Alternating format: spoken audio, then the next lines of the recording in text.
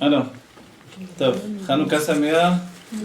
On est à la fois à la parashat Vaïgash et également Hanouka. Hanouka, c'est une fête particulière, c'est la fête des lumières. Autant dire que dans la Chassidut, on aime la lumière, puisque la lumière, c'est quelque chose qui éclaire, et que le cœur, il a besoin d'être éclairé aussi bien que l'esprit.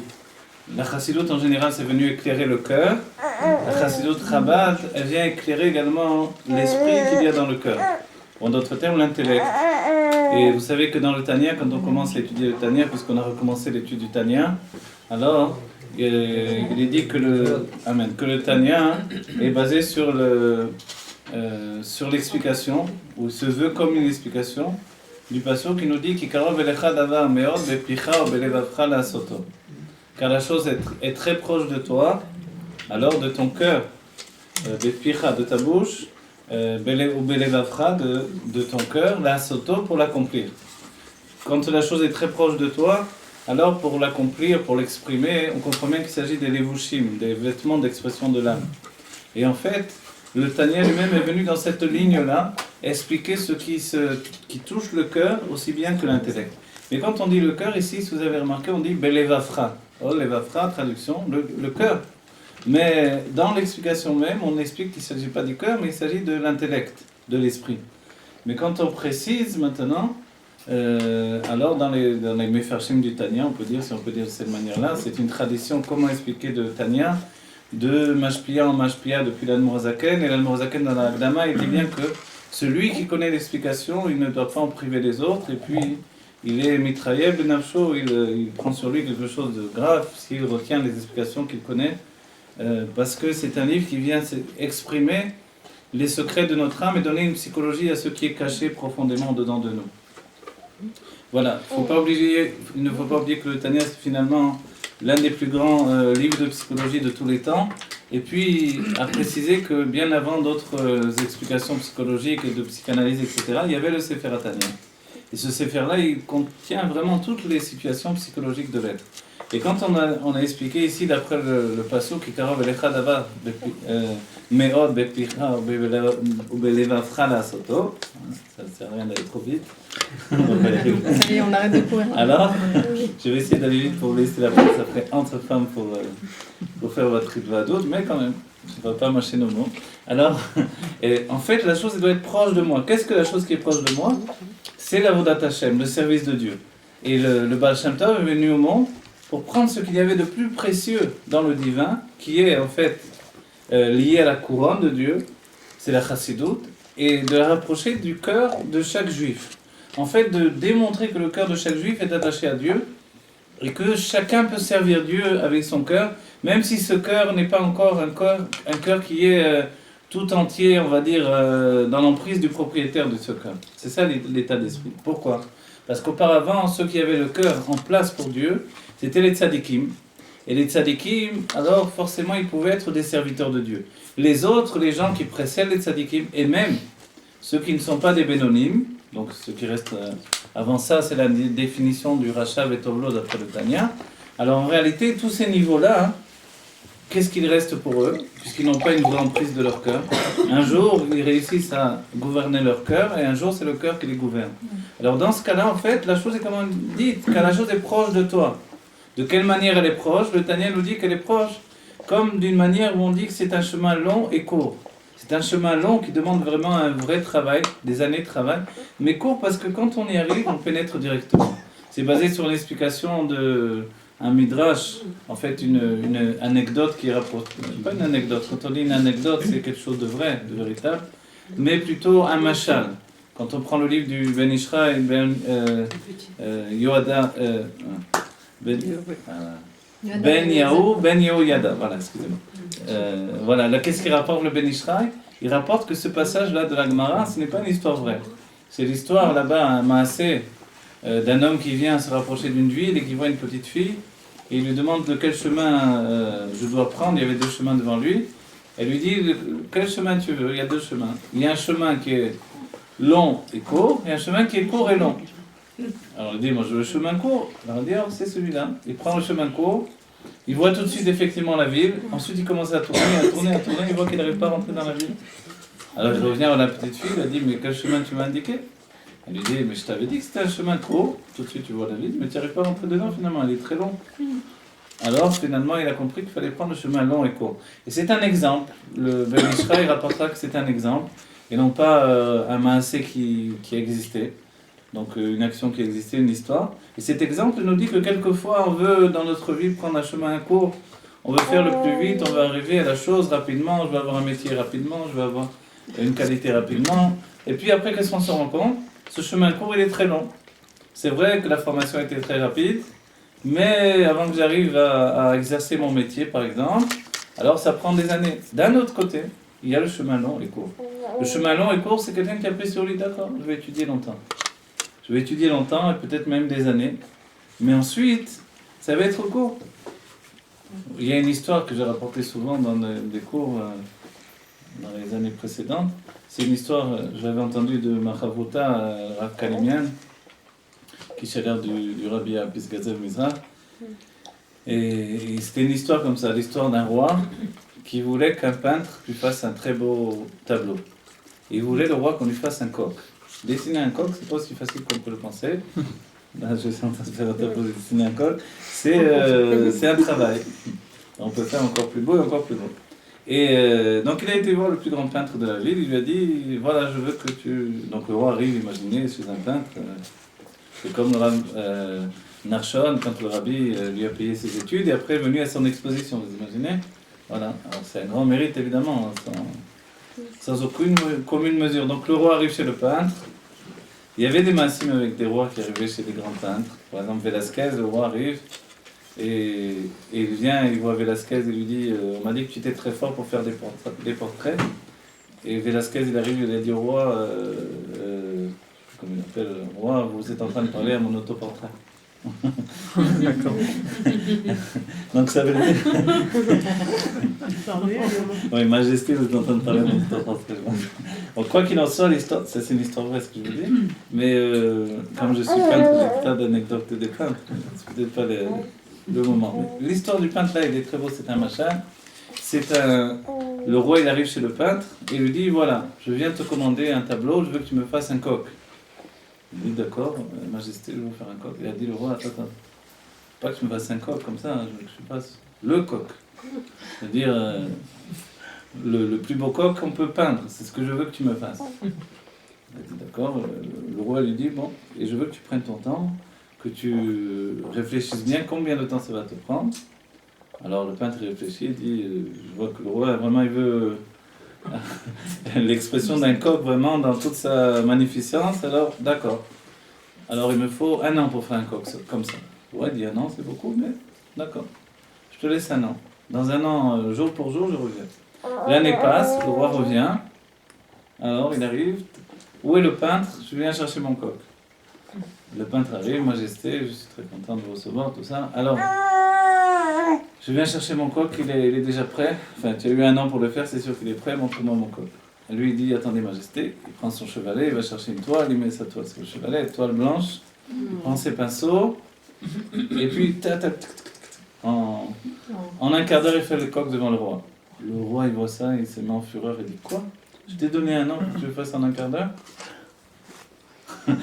Le roi dit prenez-le, on va le tuer. Le peintre dit attendez, Majesté, vous voulez me tuer, d'accord, vous êje le roi, je peux rien faire, mais au moins je voudrais vous montrer quelque chose. Il lui dit qu'est-ce que tu veux me montrer? Il dit regardez. Il va étirer un rideau et le roi il voit des milliers de tableaux de coqs. Il lui dit pendant toute l'année j'ai pas arrêté de peindre des coqs. C'est vrai que je l'ai fait là en 1 quart d'heure, mais ça m'a pris 1 an pour le faire en 1 quart d'heure. Voilà. Et ça, c'est l'état d'esprit en vérité. Voilà. Et c'est l'état d'esprit qui fait que finalement, il y a des chemins longs mais courts. Et dans la peinture, en réalité, c'est comme ça. On travaille des années pour arriver finalement à synthétiser le savoir dans une manière de faire. Et les plus grands peintres, c'est ceux qui savent aller tout de suite au but. La même chose, évidemment, quand on va chez un médecin. On ne va pas lui demander d'étudier, ouvre tes livres et commence à étudier le cas pour voir si tu peux me soigner. Non. On se base sur l'idée qu'il a déjà étudié pendant des années, que maintenant il a connaissance de son travail. La même chose dans la Torah, a priori. On devrait être tellement rempli de Torah, parce qu'on a étudié des années, qu'après ça, on est capable de dire de la Torah et qu'en un instant, on est capable de donner des cours de combien d'heures d'affilée. J'ai entendu il n'y a pas longtemps une histoire. C'était à Kfar Chabad pour une vadou de Yudat Kislev. Il y avait un chassid. On l'appelait le Stender. Il disait qu'il lui-même il se surnommait le Stender de l'Admor Emsaï. On a dit le Stender de l'Admor Emsaï. Et il a expliqué pourquoi. Alors en fait, le Tzemar Tzedek lui a demandé, tu es le Stender de l'Admor Emsaï? Est-ce que tu peux prétendre à un tel nom? Il a dit oui. Et il lui a demandé alors pourquoi tu t'appelles le Stender de l'Admor Emsaï? Il a dit parce que quand le rabbi disait les mamarim, il s'appuyait sur moi.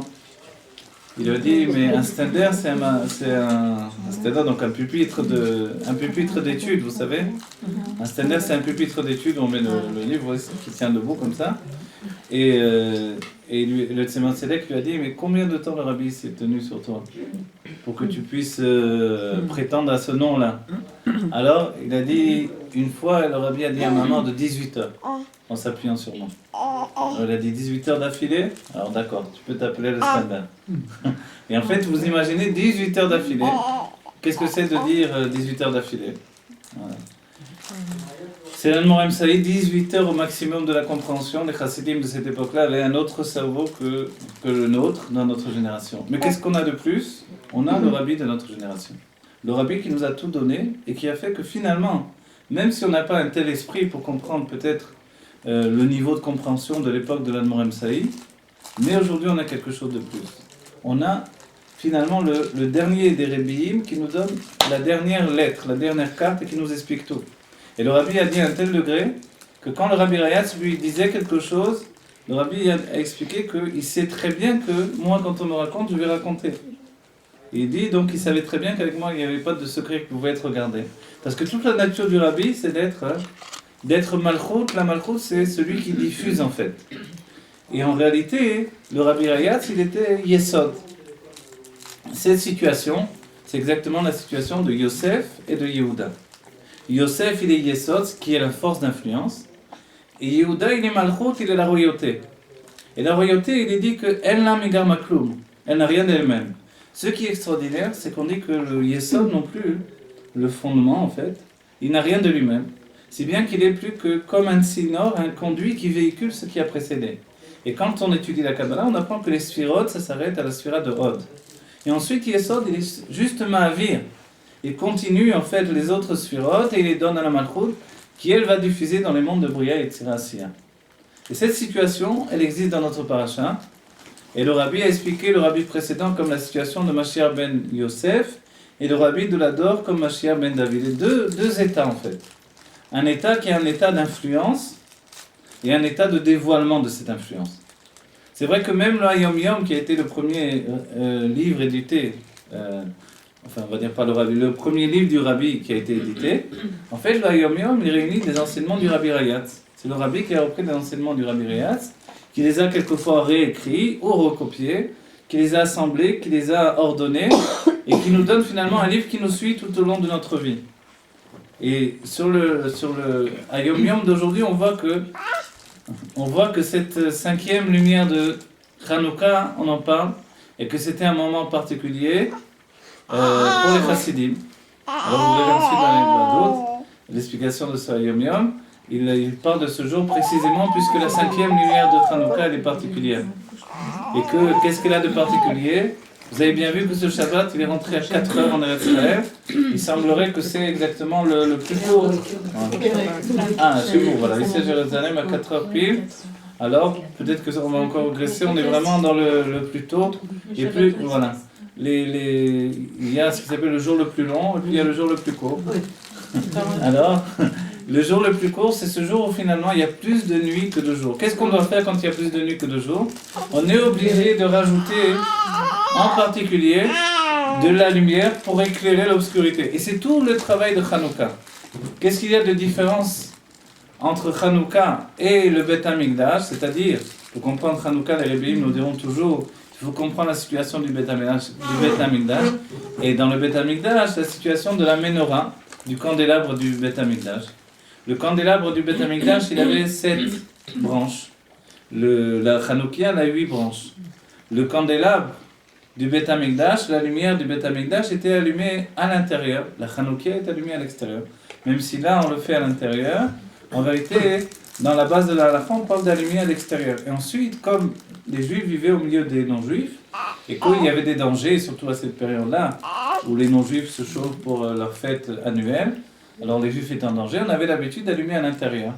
Et de là, on a gardé ce minhag d'allumer à l'intérieur, et que finalement, notre intérieur a besoin d'être éclairé aussi bien que l'extérieur. C'est-à-dire que malheureusement, la nuit elle peut se retrouver également dans notre cœur, dans notre esprit, dans notre maison. Alors il faut chasser la nuit. Et pour ça, alors, où est-ce qu'on chasse la nuit? De la même manière que la mezouza. Elle s'appelle Zazmavet. Zazmavet, c'est-à-dire qu'elle repousse, elle fait bouger la mort.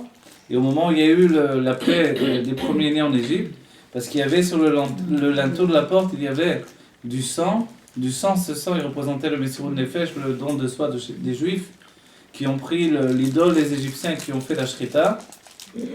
De la même manière, la mezouza, finalement, elle représente ce Messirut Nefesh, ce don de soi de chaque Juif, qui, quels que soient les endroits, quelquefois les Juifs, ils n'ont pas peur de mettre une mezouza. Quand on était en Shpichut en Corse, alors, il y avait quelquefois, on a été pour essayer on avait parti avec des mezouzotes, et puis, ça rappelle une dame qui quand même avait un petit peu peur de mettre sa mezouza, une mezouza à la porte de l'entrée, quoi. Elle était énorme. Et puis, ouais, elle était en plus, elle était grande. Elle était quoi? Elle était grande, et puis il y avait pas mal d'Arabes dans le coin, tout ça, elle avait quand même peur, tout ça. Et puis finalement, elle a dit non, allez, ça suffit. Et puis elle a pris son courage à deux mains. Elle a dit, je fais pas de concession. D'abord, elle a dit, vous avez fait une plus petite, tout ça. On ne pouvait pas dire que la mezouza était assez grande. Et finalement, elle s'est décidée, elle a dit non, allez, de toute façon, pourquoi je fais des calculs? Je la mets devant la porte parce qu'elle a parlé au début, elle avait peur, on la met à l'intérieur, on ne sait jamais, truc. Finalement, elle a pris ses forces, comme on dit, son courage à deux mains. Elle a dit, on la met devant la porte, on n'a peur de rien, on fait confiance à Dieu. Et voilà. Et en fait, ça, c'est Messirut Nefesh. C'est Messirut Nefesh parce que c'est affirmé, voilà une maison d'un Juif. Et cette force-là, il est évident que ça protège la maison en elle-même. Et que la mezouza, c'est cette force-là d'affirmer au monde, voilà, c'est une maison où Dieu habite.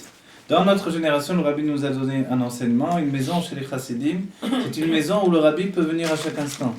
Qui plus est, quand on dit voilà un beth Chabad, et que le rabbi a demandé que chacune de notre maisons soit comme un beth Chabad, que l'on puisse venir. Une maison dans le pshat du beth Chabad, c'est une maison où il y a des Chabad. Et alors, dans cette maison-là, alors le rabbi doit pouvoir venir à chaque instant. Et cette situation-là, dans notre génération en particulier, c'est le fait de les kabel pnei Mashiach tzidkenu. Aujourd'hui, on doit être capable de concevoir que dans notre maison, le Mashiach peut rentrer et se sentir chez lui à l'aise. Si le Mashiach rentre maintenant à cet instant, alors on va lui dire, on va lui trouver une chaise ce soir. Il va avoir les nérodes de Hanouka, il va avoir des mezuzot, il va avoir des latkes, et il va reconnaître que bon, voilà, on peut venir manger des latkes, des beignets, tout est fait maison, et il va pouvoir s'installer avec nous. Donc c'est cette idée-là que l'on doit avoir. Qui plus est que cette influence-là, elle va se transmettre chez les enfants. Et quand elle se transmet chez les enfants, c'est là où on comprend pleinement le sens de Hanouka. Hanouka, c'est lié au chino. Vous savez, le terme de Hanouka, c'est la sonne chen. Chen, ça veut dire la grâce. Et le chino, l'éducation, c'est le fait de la lot et ta chen, d'élever la grâce chez l'enfant. Et en fait, l'éducation, ça ne s'arrête pas à l'enfant. Quand on parle d'éducation, on passe automatiquement dans notre tête à l'image de parents-enfants, mais l'éducateur lui-même, il peut très bien éduquer quelqu'un qui a 90 ans, ça ne changera rien. Même si lui, il n'a que 20 ans, il peut enseigner à quelqu'un de 90 ans. Mais, quoi qu'il en soit, dans une maison, il faut savoir que ce qui va influencer sur les enfants, plus directement encore, que toutes les paroles qu'on pourra lui dire, c'est ce qui s'appelle le makif. Le makif, c'est la maison elle-même. Qu'est-ce qu'il y a dans cette maison ? Quelles sont les images qui sont dans cette maison? Est-ce qu'il y a des images de pureté qui vont influencer l'enfant et qui vont lui donner, quand il se tourne à droite, à gauche, alors il voit des photos du rabbi, il voit la Hanoukia, il voit finalement ce judaïsme.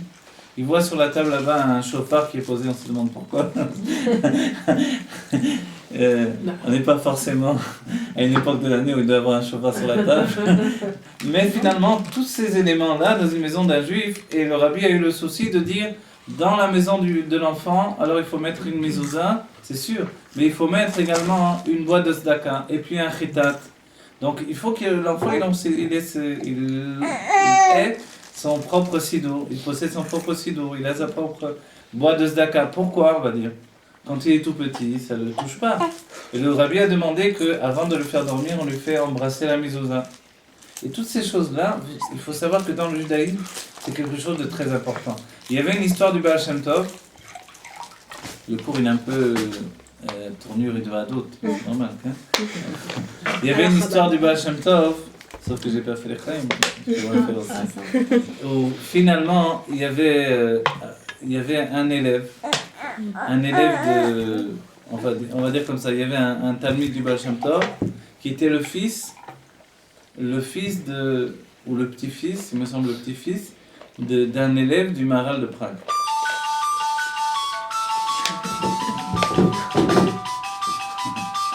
Un élève du Maharal de Prague. Cet élève du Maharal de Prague, alors, qu'est-ce qu'il avait? Malheureusement, le Maharal de Prague avait un enseignement très intellectuel, et puis, pas lui-même, évidemment, c'était un grand tzaddik, etc. Mais d'entre ses élèves, il y avait des talmidim qui n'avaient pas forcément tous la crainte de Dieu comme il faudrait. Et il y avait, entre autres choses, un homme qui, lui, s'intéressait à la Gemara pour l'étude de la Gemara, mais non pas pour le sacré de la Gemara. Vous vous rappelez la guerre? Tous les éléments, j'essaie de vous donner des éléments qui sont reliés toujours à Hanouka, etc. La guerre des Yévanim contre les Juifs, ça n'a pas été une guerre du corps à corps. En fait, ils n'en avaient pas sur le corps du Juif.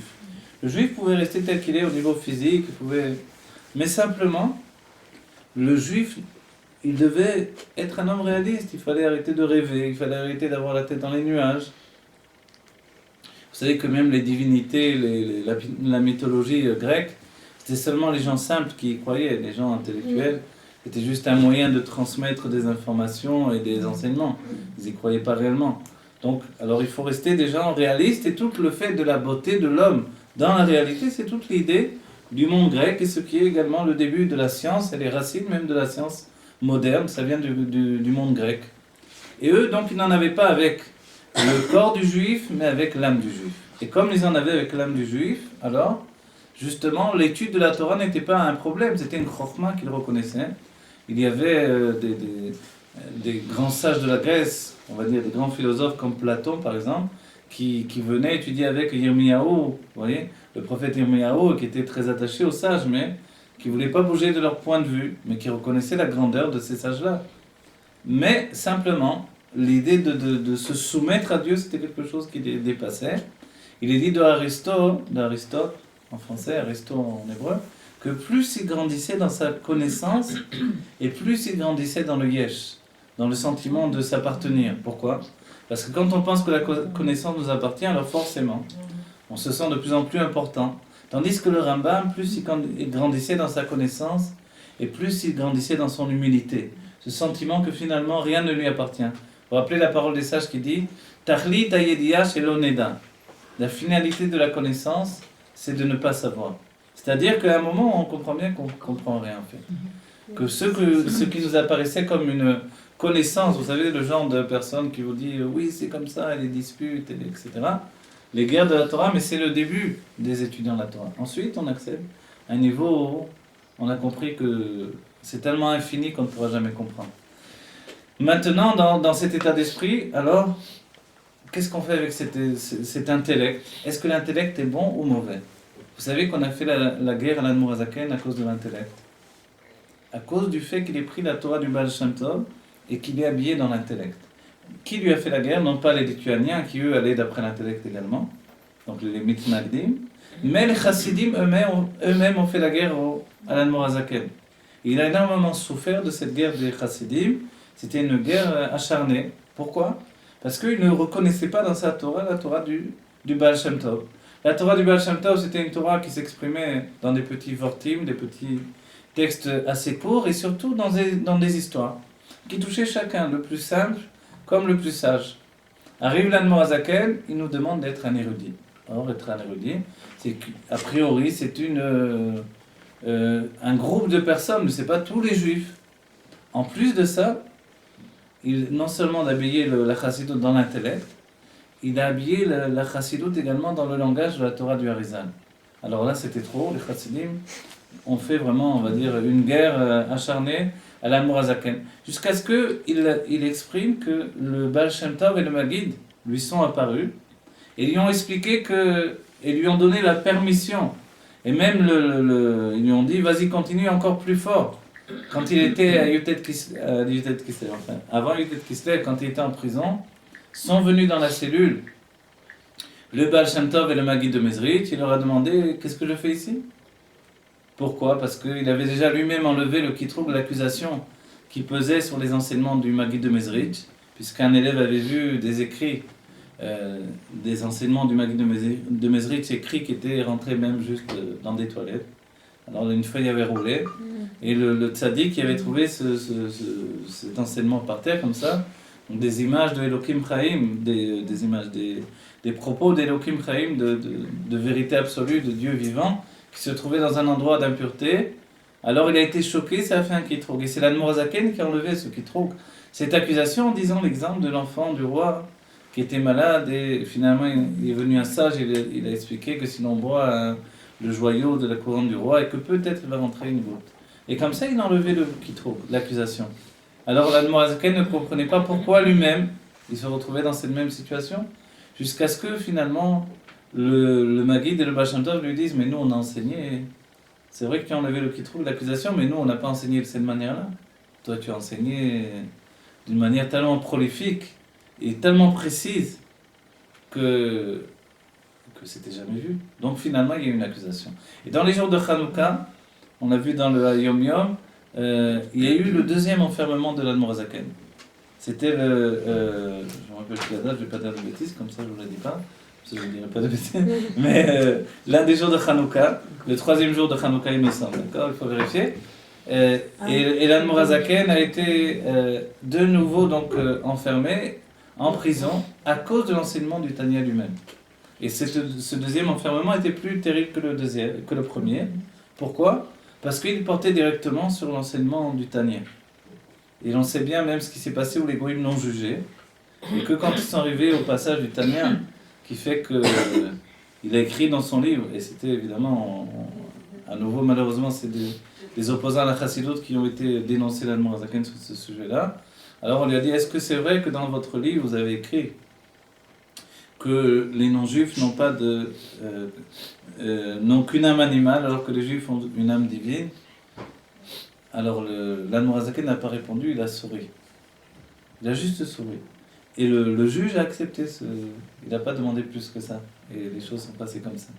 En vérité, moi j'avais entendu dans une d'autres, j'ai pas vu le Makor, mais que cet enseignement-là, et que le fait que le juge en fait se soit contenté, l'enseignement il était dans d'autres, c'est que finalement il y a un moment où on ne peut pas dire la chose réellement, on ne peut pas dire à un goy, ouais c'est vrai, surtout si c'est un juge, surtout si on est jugé, et que on ne peut pas lui dire ouvertement les choses peut-être, mais il suffit d'une allusion pour qu'il comprenne de lui-même. En fait, l'Admorazaken avec son sourire, il lui a dit, mais tu sais bien que c'est vrai cette chose-là. Et lui, il a accepté finalement, il n'a rien dit, il a passé le dossier pour la suite des choses. Mais en fait, donc il y a un état comme ça. Qu'est-ce que ça veut dire, une âme divine? Une âme, c'est une conscience. Pour nous, ça nous a l'air deux choses différentes. Il y a l'âme et la conscience, c'est deux choses, c'est deux mondes différents. Mais pourquoi on pourrait expliquer l'âme comme une conscience? Parce que l'âme, quand on la définit comme une conscience, on comprend bien que c'est un outil de perception. Mais un outil de perception du divin. Quand on dit qu'il y a une âme animale, c'est-à-dire qu'il y a un outil de perception de la situation physique. Mais qu'est-ce qui fait vivre le corps? Ça peut être qu'une âme et non pas le corps lui-même. Le corps, dans le temps de l'exil, il n'a pas une auto-vitalité. Il est vivant à part entière, dira le Tzemar Tzedek, mais il a une vie qui s'appelle une vie morte.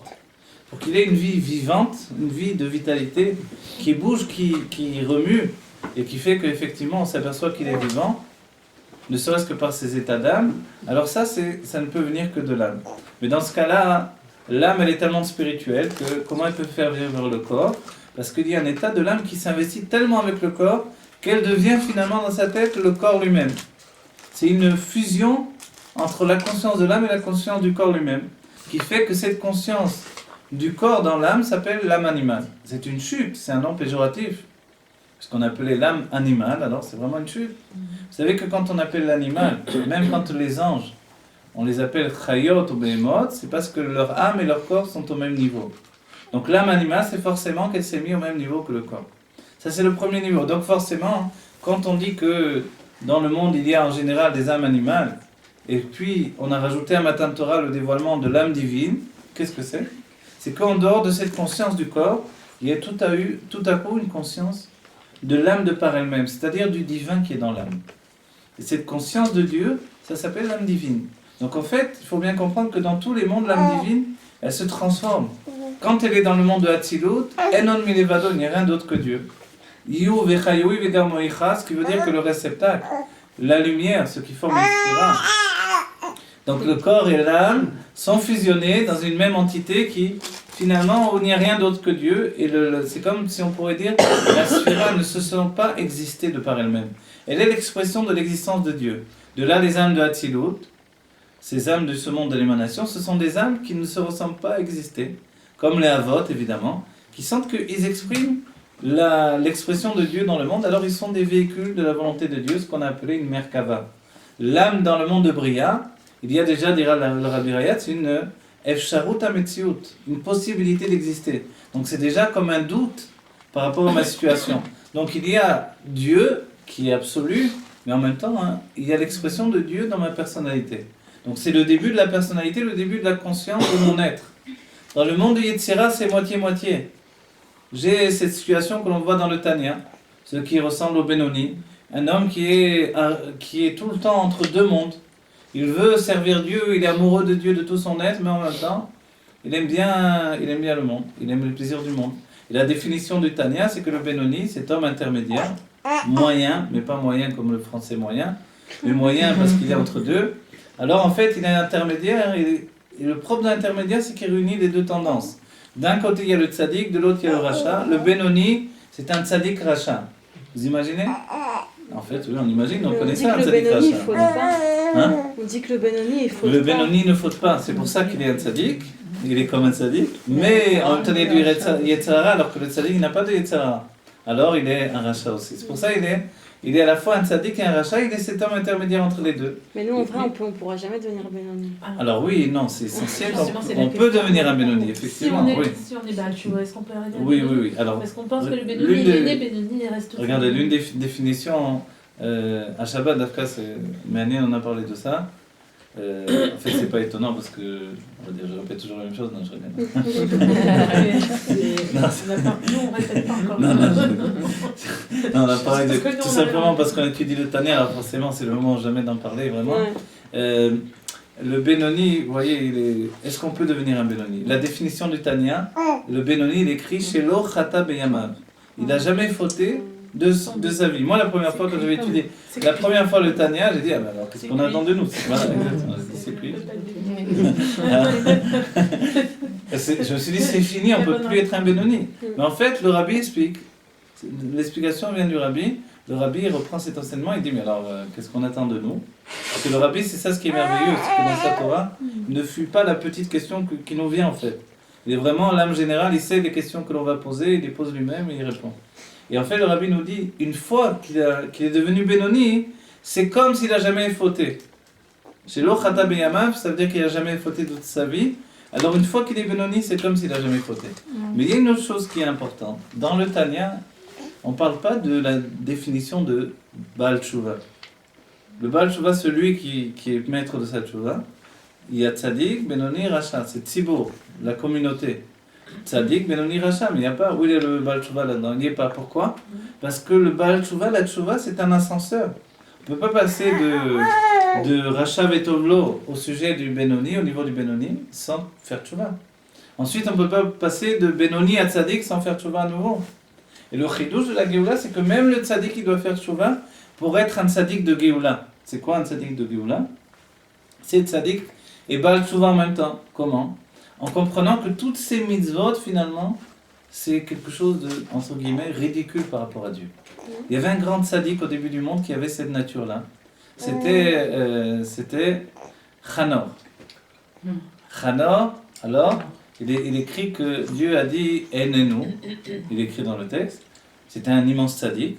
Tzaddik aya bedorotav, il était un juge dans son époque. « Ve'enenu ki Hashem lakaroto » parce que Dieu l'a pris. On va dire, c'était quoi sa définition?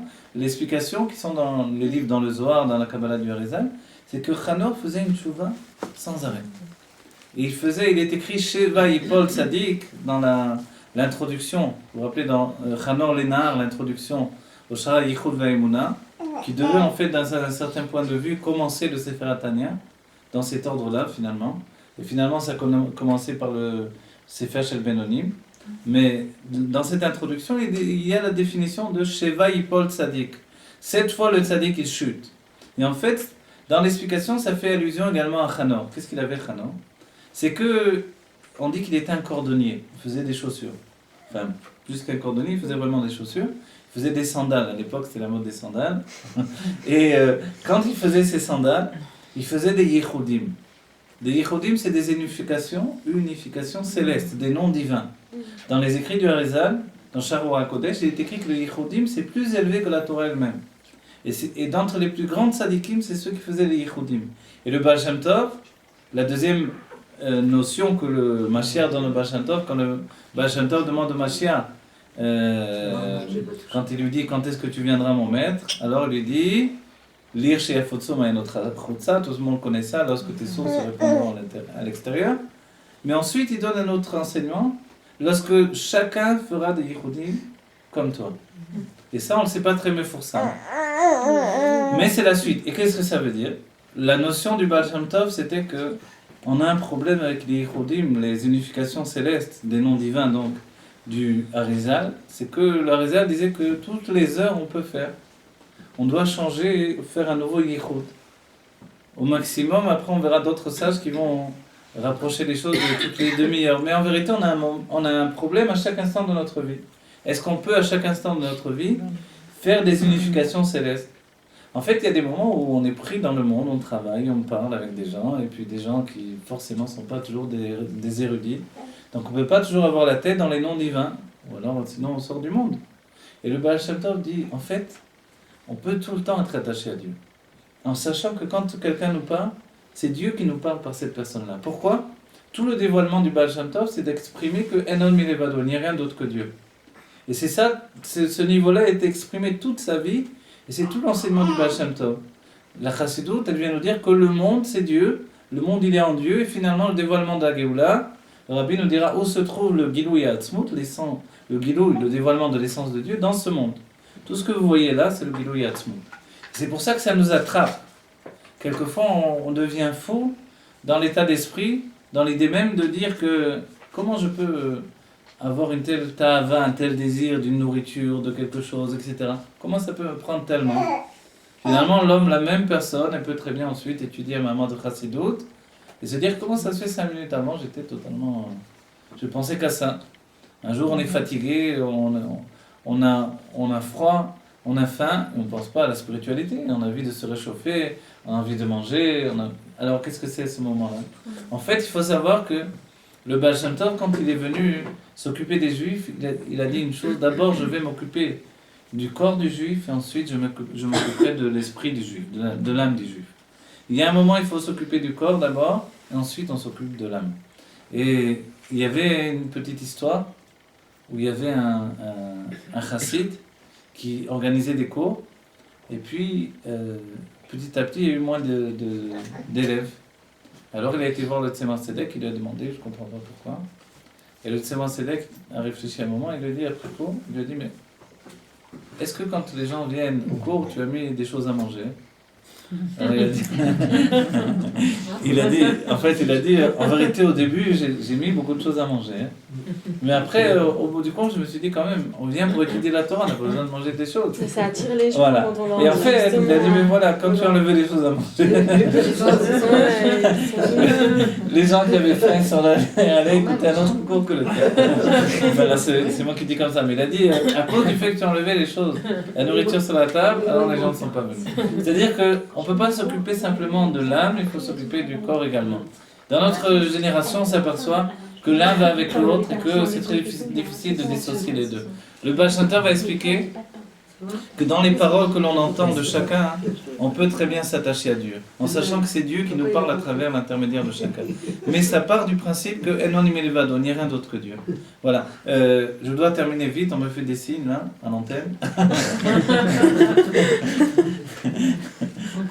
C'est derrière la caméra. Alors, je dois terminer, j'ai ouvert tellement de sujets que je n'ai pas fermé, que ça me fait de la peine.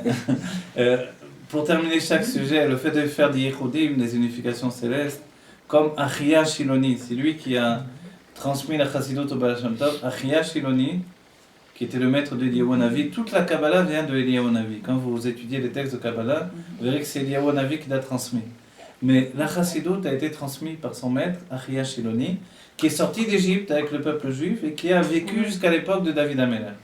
Voilà. Ouais. Quelque chose de... Ouais, il faut voir. Je ne sais pas exactement, mais en tout cas, au moins 300 ans et plus. Alors, qu'est-ce que ça veut dire un homme qui vit autant d'années comme ça? C'est un homme qui est un autre homme, un homme d'un autre genre, d'une autre sorte d'humanité. C'est-à-dire que chez lui, le divin était exprimé à un niveau extrêmement élevé. Et ce qu'il y a d'extraordinaire, ce que l'on ne sait pas non plus, c'est qu'il est rapporté dans les écrits du Harizal que le plus grand Navi, après Moshe Rabbeinu, après il y a une question par rapport à Shmuel, mais le plus grand Navi c'est Achia Shiloni. Et ça on ne connaît pas tellement. Mais ce qui est précisé dans les écrits du Harizal, c'est que Achia Shiloni était le plus grand dans le sujet des Yehudim, des unifications célestes. Et c'est pour ça que son Echal, son palais, sa yeshiva dans le Gan Eden, elle est l'une des yeshivas les plus élevées. Et quand Achia Shiloni, après, c'est le Rabbi Raez qui va rapporter ça, dans la Gnisa de Kherson, des écrits qui avaient été retrouvés, Achia Shiloni a enseigné la Torah au Baal Shem Tov pendant 1 an, dans une grotte, il lui donnait rendez-vous. Le Baal Shem Tov venait, il étudiait la Torah avec Achia Shiloni, et à chaque fois il disait, mon maître, vous pouvez me dire votre nom? Et il lui disait, je te dirai. Et après 1 an, il lui a dit son nom, le Baal Shem Tov s'est évanoui.